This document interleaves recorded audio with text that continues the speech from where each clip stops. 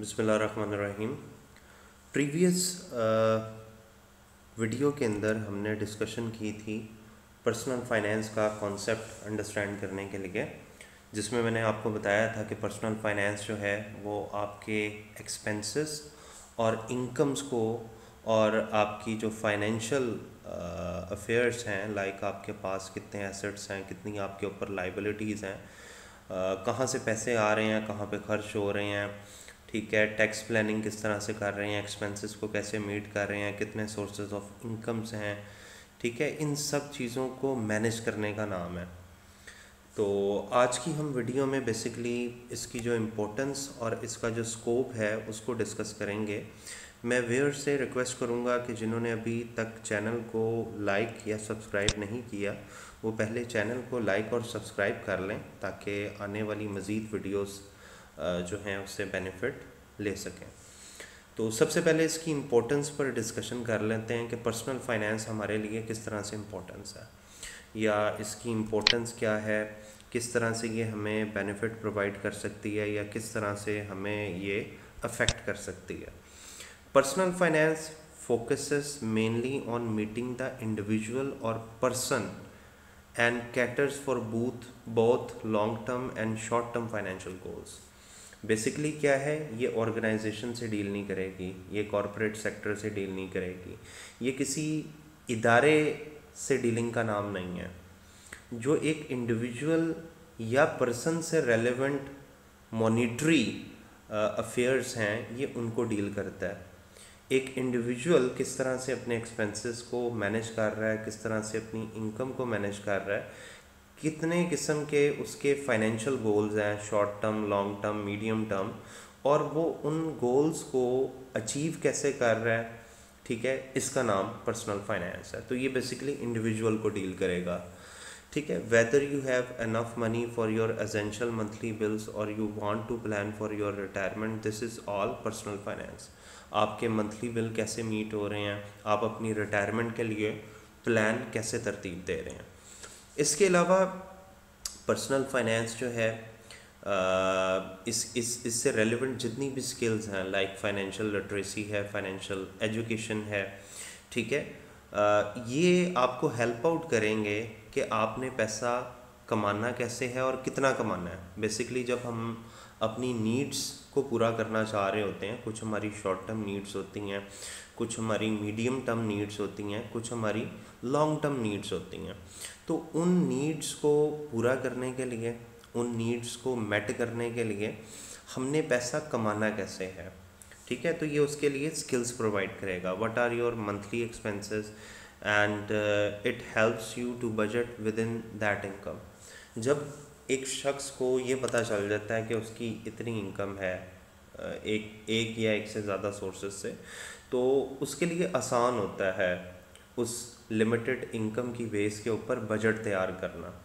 ताकि वो अपने जो डेली बेसिस के एक्सपेंसेस हैं, जो मंथली बेसिस के एक्सपेंसेस हैं, जो ईयरली बेसिस के एक्सपेंसेस हैं, उनको मीट कर सकें।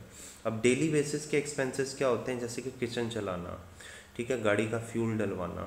मंथली बेसिस के एक्सपेंसेस में आपके घर का रेंट, ठीक है, आप का जो है वो इलेक्ट्रिसिटी का बिल है, गैस का बिल है, ठीक है, अगर आपने पानी लगवाया हुआ है तो उसका बिल है, ठीक है। इसी तरह बच्चों के जो एजुकेशनल एक्सपेंसेस होते हैं वो इसमें शामिल हैं, केबल वगैरह का बिल है, ठीक है। इसी तरह और भी बहुत सारे एक्सपेंसेस जिन्हें आपने मंथली बेसिस पे मीट करना होता है, ठीक है। इसी तरह कुछ ईयरली बेसिस के एक्सपेंसेस होते हैं, जैसे कि इंश्योरेंस का प्रीमियम आप ईयरली बेसिस पे भरते हैं, ठीक है। अगर आपने बैंक वगैरह से लोन लिया हुआ है तो वो आप उसकी इंस्टॉलमेंट जो है, उसकी जो किस्तें हैं वो मंथली बेसिस पे अदा करेंगे।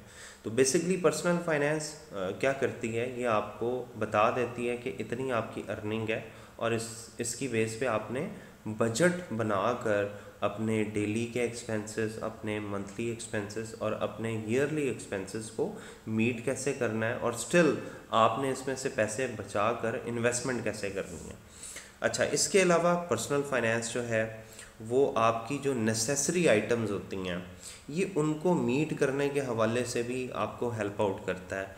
लाइक ये आपकी ट्रांसपोर्टेशन के बिल, आपके ग्रोसरी के बिल, आपके लॉन्ग टर्म गोल्स को अचीव करना जो कि सेविंग और इन्वेस्टमेंट के हवाले से हों, उसके भी हवाले से आपको हेल्प आउट करता है। ठीक है, इसी तरह कुछ टेबुलर कुछ बुलेटेड फॉर्म में हमारे पास इसकी इम्पोर्टेंस के एलिमेंट्स हैं। जैसे कि आपको वेल्थ एक्यूमुलेशन जो है वो स्पेशल एक्सपेंसेस को मीट करने के लिए उसमें हेल्प आउट करता है। अब स्पेशल एक्सपेंसेस क्या होते हैं? स्पेशल एक्सपेंसेस जैसे कि बच्चों की शादी, बच्चों की एजुकेशन, ठीक है। इसी तरह आप ये कह सकते हैं कि कुछ इमरजेंसी एक्सपेंसेस को मीट करने के लिए, लाइक आपने घर बनवाना है, ठीक है, को फ्लड वगैरह आ जाता है, अर्थक्वेक आ जाता है जिससे घर को नुकसान पहुंचता है, गाड़ी का एक्सीडेंट हो सकता है। तो बेसिकली अगर आपके पास कुछ इमरजेंसी फंड पड़ा हो, ठीक है, तो उसकी मदद से आप अपने स्पेशल एक्सपेंसेस को मीट कर सकते हैं। तो अगर आपके पास कुछ एक्यूमुलेटेड अमाउंट नहीं पड़ी तो आप स्पेशल एक्सपेंसेस को मीट नहीं कर पाएंगे। ऐसी सूरत में आपको लोन लेना पड़ सकता है और हो सकता है कि आपको बहुत हैवी टर्म्स पे, बहुत टफ टर्म्स के ऊपर लोन प्रोवाइड किया जाए जिसे बाद में अदा करना मुश्किल हो जाए। तो अगर आपके पास कुछ इमरजेंसी फ़ंड पड़ा हो जिसको कि वेल्थ एक्यूमुलेशन कहते हैं, तो उसकी मदद से आप अपने स्पेशल एक्सपेंसेस को मीट करते हैं। पर्सनल फाइनेंस में ये एडवाइस दी जाती है कि आपके पास कम से कम 3 से 6 माह के जो हैं वो इमरजेंसी फ़ंड होने चाहिए, ताकि अगर किसी किस्म की कोई इमरजेंसी पेश आए तो आप उसको इजीली टैकल कर सकें। ठीक है, इसी तरह सेव फॉर रिटायरमेंट है। आने वाली ज़िंदगी जो आपकी जॉब ख़त्म होने के बाद का जो अरसा होता है उससे इज़्ज़त के साथ उसको रिस्पेक्टफुल वे में गुजारने के लिए अगर आप अपनी लाइफ के स्टार्टिंग ईयर्स में सेविंग स्टार्ट कर दें तो आप एक अच्छी पुरसकून जो है वो आफ्टर रिटायरमेंट की जो लाइफ है वो गुजार सकते हैं। तो ये बड़ा ज़रूरी होता है अपनी सेल्फ रिस्पेक्ट के लिए, that you should have some saving for your retirement years. इसी तरह आप कोई एसेट परचेज़ करना चाह रहे हैं, जैसे कि घर वगैरह परचेज़ करना है, तो उसके लिए पैसे कहाँ से आएंगे? गाड़ी परचेज़ करनी है, उसके लिए एसेट्स कहाँ से आएंगे? ठीक है, उसके लिए आपके पास पैसा कहाँ से आएगा?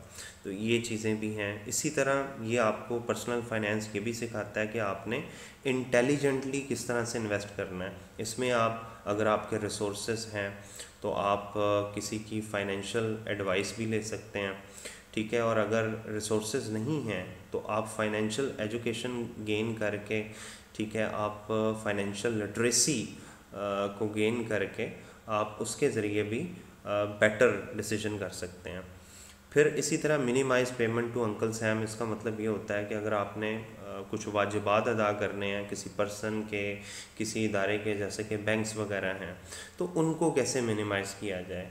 तो तरीका तो यही होता है कि आप अपने सोर्सेज ऑफ अर्निंग बढ़ा लें, तो उनकी मदद से आप जो है वो पेमेंट्स को मिनिमाइज़ कर सकते हैं। तो ये सारा कुछ पॉसिबल होता है पर्सनल फाइनेंस के ज़रिए, कि पर्सनल फाइनेंस आपको वो स्किल्स, वो नॉलेज, वो एजुकेशन प्रोवाइड करती है कि आप ये सारे मामलात बड़े अच्छे तरीके से डील कर सकते हैं। अच्छा, उसके बाद इसके स्कोप के हवाले से बात कर लेते हैं कि पर्सनल फाइनेंस का स्कोप क्या है। पर्सनल फाइनेंस का पहला स्कोप है पर्सनल बजटिंग के हवाले से। बजटिंग बेसिकली इसका फ़ायदा ये हो जाता है कि आप कैलकुलेटेड होकर चलते हैं।